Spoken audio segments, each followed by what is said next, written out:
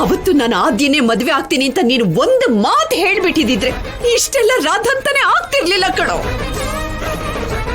ಆದ್ಯನ ಪ್ರೀತಿ ಮಾಡಿದ್ದನ್ನು ಮರ್ತು ಅವಳನ್ನ ಮದ್ವೆ ಆಗೋದಕ್ಕೆ ಒಪ್ಪಿಗೆ ಕೊಟ್ಟಿದ್ದನ್ನು ಮರ್ತು ದೊಡ್ಡದಾಗಿ ಹೀರೋ ತರ ಎಲ್ರೂ ಮುಂದೆನು ಹೋಗಿ ಚಾರು ನನ್ನನ್ ಮದ್ವೆ ಆಗೋದಕ್ಕೆ ನೀನ್ ಒಪ್ಪಿಗೆ ಇದೆ ಅಂತ ಕೇಳಿದ್ದು ನೀನು.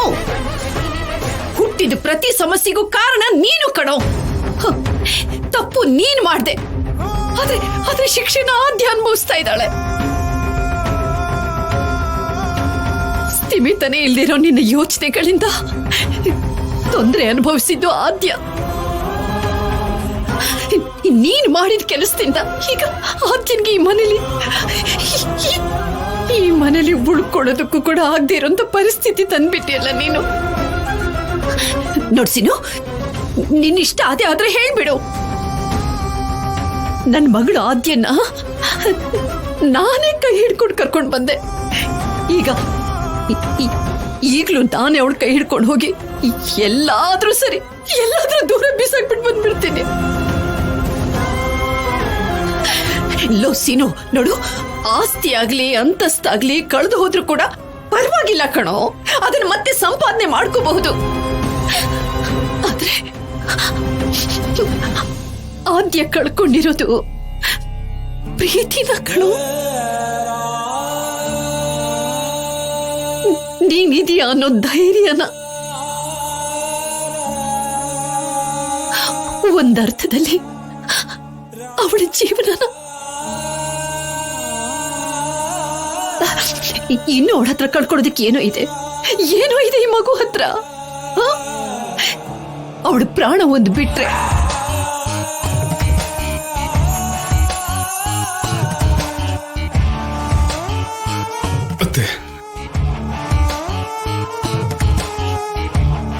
ಸ್ವಂತ ಮಗನ್ ತರ ಬೆಳೆಸಿದ್ರಿ. ಚಿಕ್ಕ ವಯಸ್ಸಿಂದಾನು ನನ್ನ ಪ್ರತಿ ಕಷ್ಟನ ನನಗಿಂತ ಹೆಚ್ಚಾಗಿ ನೀವೇ ಅರ್ಥ ಮಾಡ್ಕೊಂಡ್ರಿ. ಅಂಥದ್ರಲ್ಲಿ ನಿಮಗೆ ಆದ್ಯ ಕಷ್ಟ ಕಾಣಿಸ್ತಿದೆ ಹೊರತು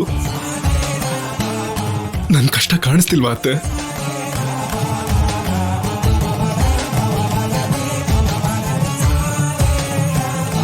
ನಷ್ಟ ಆಗಿದ್ದು ಬರೀ ಆದ್ಯಾಗ ಮಾತ್ರನಾ? ನನಗೇನೋ ಆಗಿಲ್ವಾ? ನೋಡು ಸೀನು, ನೋಡು, ನಿನ್ನ ನಷ್ಟದ ಬಗ್ಗೆ ಆಗ್ಲಿ ಕಷ್ಟದ ಬಗ್ಗೆ ಆಗ್ಲಿ ಯೋಚನೆ ಮಾಡೋದಕ್ಕೂ ಈಗ ಸಮಯ ಇಲ್ಲಪ್ಪ. ಚಾರುನ ನಿನ್ನ ಹೆಂಡತಿಯಾಗಿ ಸ್ವೀಕಾರ ಮಾಡಿದ್ದು ಆಗೋಯ್ತು ಕಣೋ. ಈಗ ನಿನಗೆ ಇಷ್ಟ ಇದೆಯೋ ಇಷ್ಟ ಇಲ್ವೋ ನೀನ್ ಅವಳ ಜೊತೆ ಬದುಕ್ಲಿ. ದೊಡ್ಡವರು ನಿಮ್ ಮಾತಿಗೆಲ್ಲ ಇಲ್ಲ ಅನ್ನಕ್ಕಾಗ್ದೆ, ನಿಮಗೆಲ್ಲ ನೋವು ಕೊಡಕ್ಕಾಗ್ದೆ ನಾನು ಅನುಭವಿಸ್ತಿರುವಂತ ನರಕ ನನಗ್ ಮಾತ್ರ ಗೊತ್ತು ಅತ್ತೆ, ನನಗ್ ಮಾತ್ರ ಗೊತ್ತು. ನನ್ನ ಕೈಲಾಗಲ್ಲ ಅತ್ತೆ ಚಾರು ಜೊತೆ ಬದುಕೋದಕ್ಕೆ, ನನ್ನ ಕೈಲಾಗಲ್ಲ. ಬದುಕ್ಬೇಕಡೋ ಸೀನು. ನೀನು ನಾನು ಅಂದ್ಕೊಂಡ ಹಾಗೆ ನಮಗ್ ಜೀವನ ಸಿಕ್ಕಲ್ಲ ಕಣೋ. ದೇವ್ರು ಅಂತ ಒಬ್ಬ ಮೇಲಿದ್ದಾನೆ. ಅವನು ಎಲ್ಲರ ಹಣೆ ಬರಹನ ಬರ್ದು ಹೆಣ್ಣಿನ ಗರ್ಭದಲ್ಲಿ ಬಿಸಾಕ್ಬಿಡ್ತಾನೆ. ಆ ಹಣೆ ಬರಹನೇ ನಮಗ್ ಶಾಶ್ವತ. ಅದನ್ನು ಒಪ್ಕೊಂಡು ಬದುಕಬೇಕು. ಏಟಿಗೆ ಎದುರೇಟಿರುತ್ತೆ, ಆದ್ರೆ ಹಣೆ ಬರಹಕ್ಕಿರಲ್ಲಪ್ಪ. ಅದಕ್ಕೆ ನಿನ್ನ ಮನಸ್ಸನ್ನ ಬದಲಾಯಿಸ್ಕೊ. ಪರಿಸ್ಥಿತಿನ ಅರ್ಥ ಮಾಡಿಕೊಂಡು ಚಾರು ಜೊತೆ ಜೀವನ ಸಾಗಿಸೋದನ್ನ ಕಲ್ತ್ಕೋ. ಹೀಗತ್ತೆ ಆದ್ಯ ನನ್ನ ಮನಸ್ಸಲ್ಲಿರುವಾಗ ಚಾರು ಜೊತೆ ಹೇಗ್ ಬದುಕ್ಲಿ? ಆದ್ಯ ಅಮೆರಿಕದಿಂದ ಬರೋವರೆಗೂ ಈ ನಿನ್ ಮನಸ್ಸಿನಲ್ಲಿ ಯಾರೋ ಇದ್ರು. ವಯಸ್ಸಾಗ್ತಿದ್ದ ಹಾಗೆ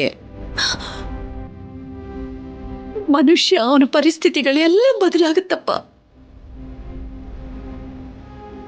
ಪರಿಸ್ಥಿತಿನ ಒಪ್ಕೊಂಡು ನಾವೇ ಬಲವಂತವಾಗಾದ್ರೂ ಸರಿ ಮನಸ್ಸಿನಲ್ಲಿರೋ ಕೆಲವು ವಿಚಾರಗಳನ್ನ ತೆಗೆದು ಹಾಕ್ಬಿಡ್ಬೇಕಪ್ಪ. ಬೇರೆ ದಾರಿ ಇಲ್ಲ. ಅತ್ತೆ, ಬೇಡ, ನೀನ್ ಇನ್ನೇನು ಹೇಳ್ಬೇಡ. ನಾನು ಮದುವೆಯಾಗಿ ಇಷ್ಟು ವರ್ಷ ಆದ್ರು ನನ್ನ ಗಂಡನ ಹತ್ರ ಹೋಗಿ ನನಗಿಂತದ್ದು ಬೇಕು ಅಂತ ಯಾವತ್ತೂ ಕೇಳಿಲ್ಲ ಕಣೋ. ಚಿಕ್ಕವನಾದ್ರೂ ನಿನ್ನ ಹತ್ರ ನಾನು ಕೈ ಮುಗಿದು ಕೇಳ್ಕೊತಿದ್ದೀನಿ. ಯಾರು ಬೇಡ ಅಂತ ಹೇಳ್ಬೇಡ ಸೀನೋ, ಇದಕ್ಕೆ ನೀನು ಒಪ್ಲೇಬೇಕು. ಕೊನೆ ಪಕ್ಷ ನನ್ನ ಮಗಳು ನನ್ನ ಕಣ್ಣೆದ್ರಿಗಿರುವಂತ ಅದೃಷ್ಟನಾದ್ರೂ ನನಗೆ ಉಳಿಸ್ಕೊಡೋ.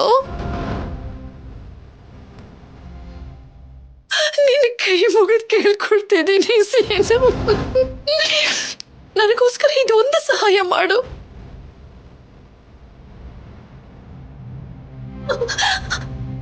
ಅತ್ತೆ, ಅತ್ತೆ.